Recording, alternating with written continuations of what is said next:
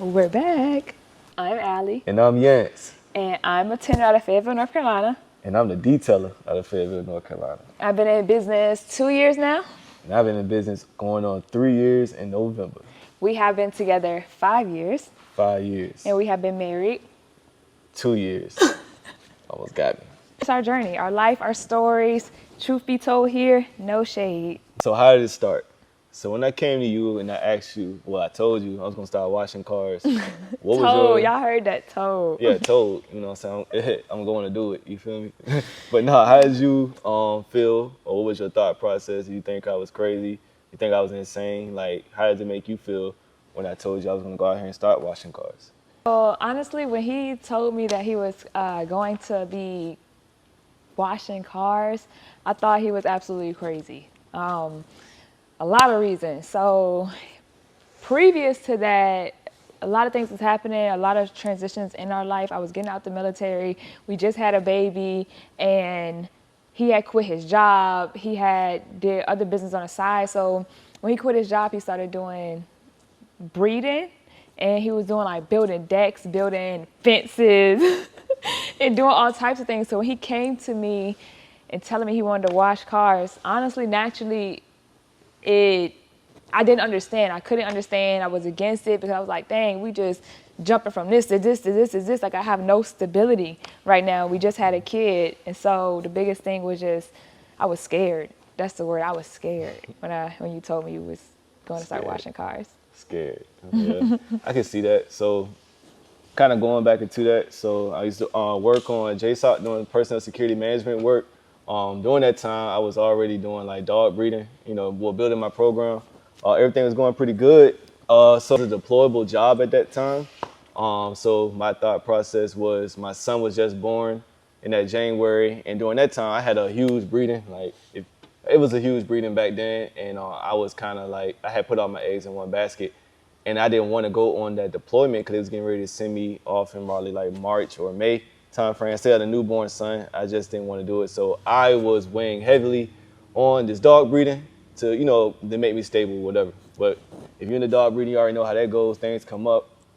Yeah, it's crazy. So I end up losing my female dog with the puppies 10 days before she was born. And then the next day I lost my number one stud in my yard. So I couldn't even get any income by breeding him. So it was just like a total failure. So it just, when that started happening, I'm not gonna lie, like it started getting rough, like tough. I was having to buy dog food. At that time I wasn't working. And as you know, I think it was like 14 dogs. 16. 14, 16 dogs, 16. including, it was litters of puppies, not all adult dogs, but yeah. So I was selling them, got rid of them, but things still really wasn't hitting. So I think it was around November 25th. Well, a little bit before that, before I got my LLC, I had came to her because I remember. I think it was, I had to do something. Like, long story short, I got tired of getting yelled at. Like, you know what I'm saying? It's just, y'all know how that is. I go into detail. I had to do something. I ain't about to just sit on my butt. I wasn't sitting on my butt. I was taking care of my kids. Nah, so. and I was saying that, like, one thing, like, a lot of times people feel like when finances switch, that maybe you can't be with the person no more, or the man is supposed to, like, be doing all of these things. One thing I always say, like, my husband still always took care of a lot of things. Like, he still made sure whatever was over our head was still being paid for. But then also the one thing that stuck out to me is, even though he was going through his situation, his transition during that time, I was frustrated, not gonna lie, but I saw the fact that he was going out here building decks, building fences, cutting grass, power washing homes. Like, he was doing so many things just to make money. He wasn't just sitting at home and just like being a slouch, basically. He was being a hustler. He was still grinding. He just didn't know what he wanted to do, but he was making money. Money was still coming home. So seeing that, it let me knew the type of man that I had, and the type of father that my son was having as well. And so that's a lot of the reasons why I did even stick around when we were going through that trying time, was because I saw the type of man he was. Like, he won't sit on, he was finding a way. We made sure we ate. Kind of like made me do the detailing thing. A lot of y'all might know, or if you don't know, I grew up doing this with my father. Started when I was like 8 years old, and he was very successful. It kind of like told me, like, some just told me, hey, go back to what you know. I did this until I was 18 years old, before I went to the military. Well, until I went to the military. So I basically went back to my roots. I know how to detail, I know how to clean cars. I just had to get better at it and learn how to run a business at it. And I knew things was going to come, like I needed to, be in place, but I just needed the time. So it took a lot of time with detailing. Like detailing, it takes time. Like especially if you're just starting for nothing. I didn't have a trailer. My dad helped me with a few, Chemicals. a few chemicals that he had laying around. But I didn't have nothing like the extravagant stuff. Like I really started at the bed of my truck, and my first detail I was riding around the city. It was cold. Bro, Yeah, it was brick. I remember, shout out to Twin State. Twin State. I remember Twin State, big old tow truck pulled up to the house. It was middle November, December time frame, and it was freezing cold. My husband got like 2-3 jackets on, couple pants on, outside detailing Twin State truck because he needed a detail. And like, I was just like, I was working a 9 to 5 by that time, and I came outside. My son was asleep, and I came outside, and I was just like sitting there admiring him, like, this man is something. He built different. Cause me being in the cold, detailing with water, I would have had to wait.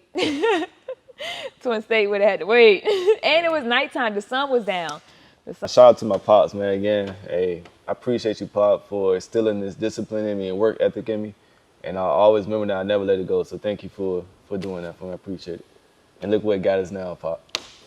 Yeah. How do we find our customers? I started off finding my customers. It was really just going around asking people. Really, I'm not gonna lie. Like I didn't have the social media presence like my wife had in the beginning. I was really out there, handing car air parking lot. Every single where we went, he would talk to everybody about his business. Like he had the elevator speech for every single body. And it used to like bother me. I'm like, oh my God, could we go a day without talking about this business? Could we talk to a person without trying to sell them or get them as a client? And now here I go, I don't shut up about it. Yeah, nah. I ain't had no choice. Didn't nobody know me in the city. Yeah. Like it was basically on our cars, door to door. Going to businesses. How do you find customers, Mrs. Go ahead. Go ahead, Miss Famous. I'm not famous. You are famous. No, I'm not. So how I find customers, honestly, 98% of my clients come from social media. Famous. Look at that, y'all. So no, hold on. I'm sorry. Before she got people going around the city talking about, you gotta tell me, bro. I know who you are. I see y'all all over social media. So I was like, dope. That's crazy. To me, that's famous, bro, because I never had that happen to me. So if I feel it, let me feel famous. You're famous too, baby. But go ahead. Thank you, babe. Yeah. First clients was my friends. They were my homegirls. I started posting on social media on just my story of like me just tinting. And I reached out to my homegirls, and my homegirls reached out to me saying how they wanted their vehicles tinted. But everybody was so cool in the beginning where they let me keep their vehicle overnight because it would take me literally 9 hours to do a vehicle. Posting, the more I posted, the more people would hit me up. People would book. It really would help me just with social media for me, how I got my clients. Yeah, so it hit different ways, man. I know some people go into like the paid ads at the beginning. That did not work for me. Like I'm not gonna lie, thing with word of mouth. Still to this day, word of mouth. I'm starting to get the social media presence though. I'm not gonna lie. It was consistency. Shout out to my wife for coaching me with that. What year do you feel like your word of mouth started happening? I think instantly. Yeah, instantly. Like I said, just like her, all my homies was in the driveway. I'm not gonna lie. Main things, I stayed consistent.